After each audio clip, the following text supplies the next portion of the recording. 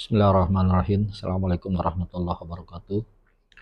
Alhamdulillah Bapak Ibu sekalian, kita jumpa lagi bincang-bincang singkat tentang pemahaman dan implementasi ISO 17025. Saat ini kami berada di Pontianak, Kalimantan Barat dalam rangka mendampingi suatu laboratorium kalibrasi untuk mempersiapkan akreditasi berdasarkan ISO 17025. Di laboratorium kalibrasi yang kami dampingi di Pontianak ini, mereka bergerak di bidang bisnis alkes atau alat-alat kesehatan. Nah, tentu saja alat-alat kesehatan sebagaimana peraturan Kementerian Kesehatan, alat-alat alkes ini harus dikalibrasi oleh laboratorium kalibrasi yang terakreditasi ISO 17025. Nah, Bapak Ibu sekalian, laboratorium kalibrasi yang kami dampingi ini merupakan persiapan awal. Insya Allah 3 hari ke depan kami akan berdiskusi dengan teman-teman laboratorium dalam rangka mempersiapkan laboratorium kalibrasi berbasis ISO 17025. Nah, dalam hal ini Bapak Ibu sekalian, kita perlu mendiskusikan lebih awal tahapan-tahapan apa yang harus dikerjakan oleh suatu laboratorium dalam rangka untuk mendapatkan pengakuan akreditasi berbasis ISO 17025. Tahapan-tahapan secara umum yang pertama adalah menyiapkan tim. Menyiapkan tim atau dengan kata lain menyusun organisasi. Organisasi laboratorium berbasis ISO 17025 ada 3 persyaratannya. Yang pertama adalah ada personil manajerial, misalnya manajer mutu, penanggung jawab laboratorium, petugas pelayanan. Ini adalah personil manajerial. Yang kedua adalah personil teknis, misalnya penanggung jawab pengujian atau manajer teknis.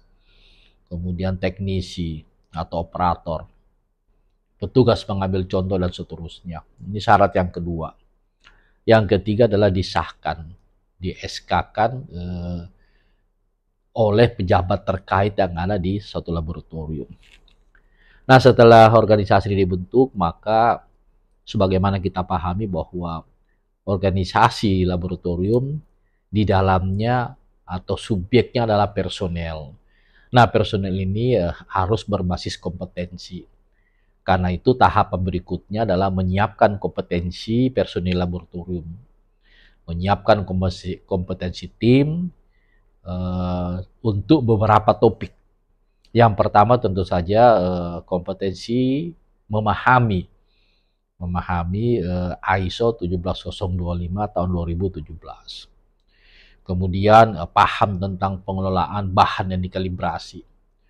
Kemudian paham tentang validasi metode kalibrasi.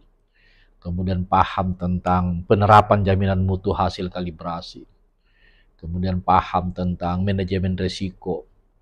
Kemudian paham tentang uncertainty. Kemudian audit internal. Dan yang terakhir paham tentang manajemen risiko. Kaji ulang manajemen. Nah, ini topik-topik pelatihan yang akan kami diskusikan dengan teman-teman lab untuk 3 hari ke depan. Nah, setelah itu tahapan berikutnya adalah menentukan ruang lingkup. Ruang lingkup untuk laboratorium kalibrasi, nah, diberikan istilah bidang kalibrasi. Misalnya bidang kalibrasinya adalah temperatur, kemudian alatnya bisa berupa kulkas, termometer, oven, dan seterusnya. Kemudian bidang kalibrasinya misalnya massa, maka alatnya adalah timbangan dengan berbagai macam jenis timbangan, dan seterusnya.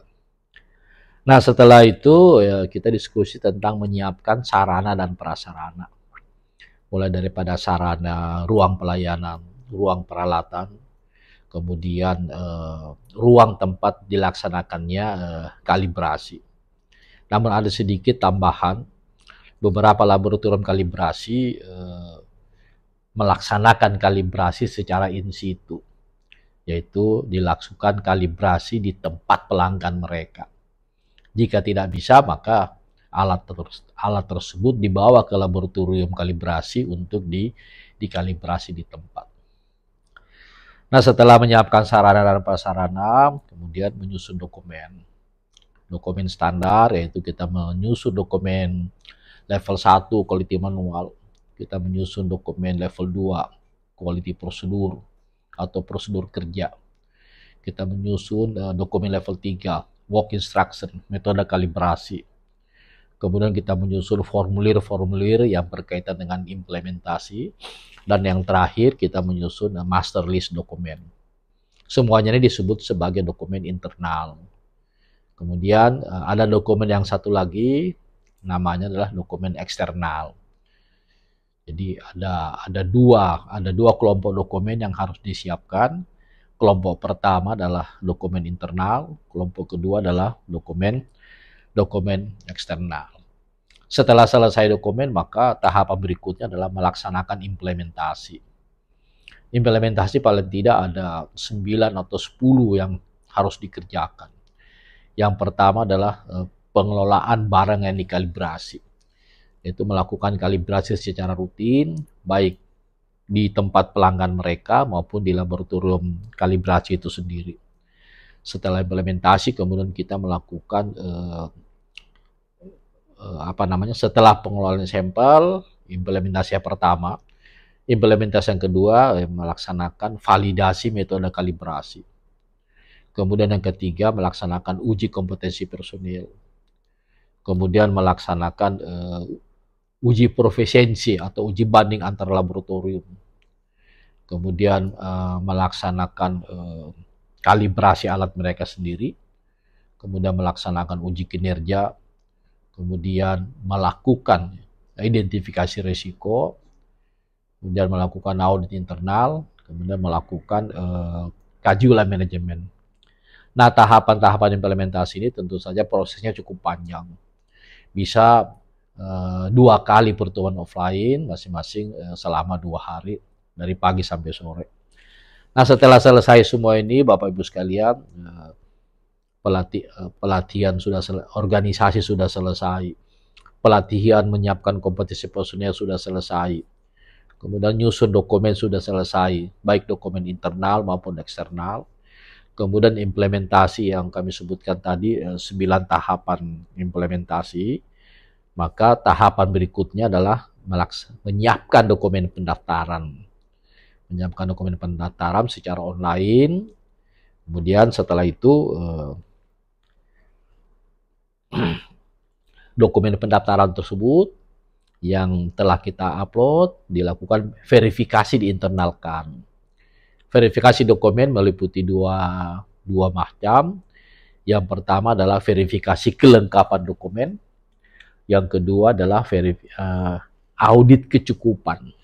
Nah, proses ini cukup panjang, bisa sampai sebulan, 2 bulan, bahkan kadang-kadang sampai 3 bulan. Tergantung dari kesiapan masing-masing laboratorium. Nah, setelah verifikasi dokumen pendaftaran, maka dibuatkanlah atau disiapkan pelaksanaan asesmennya selama 2 hari. Nah, di dalam asesmen itu biasanya kita melakukan gladi bersih dan pra-asesmen.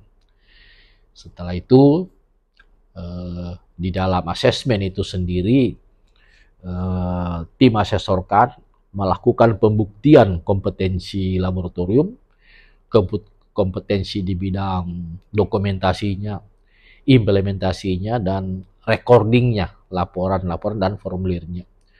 Kemudian kompetensi yang berkaitan dengan regulasi jika ada, dan kompetensi yang berkaitan dengan kebijakan kan.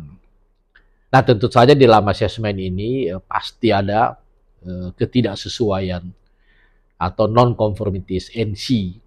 Nah, ketidaksesuaian ini diberikan kesempatan kepada laboratorium untuk melakukan corrective action, tindakan perbaikan. Tindakan perbaikan ini diawali dengan investigasi, mencari akar penyebabnya, atau istilahnya AP, akar penyebab ketidaksesuaian. Setelah dilakukan investigasi, maka dilakukan corrective action, dan yang terakhir dilakukan namanya tindakan korektif. atau preventive action.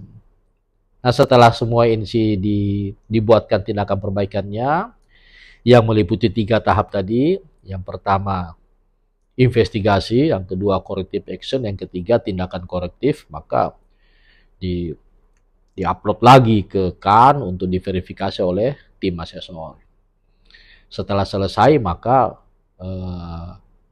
pekerjaan laboratorium tinggal menunggu hasil, tetapi masih ada beberapa proses di internal KAN. Proses pertama di internal KAN yang perlu teman-teman laboratorium pahami, setelah tindakan perbaikan kita ini dinyatakan memuaskan oleh tim asesor, maka internal KAN melakukan yang pertama rapat panitia teknis atau pantek. Jika dianggap memuaskan, maka dilanjutkan dengan rapat Dewan Pengarah KAN atau Council.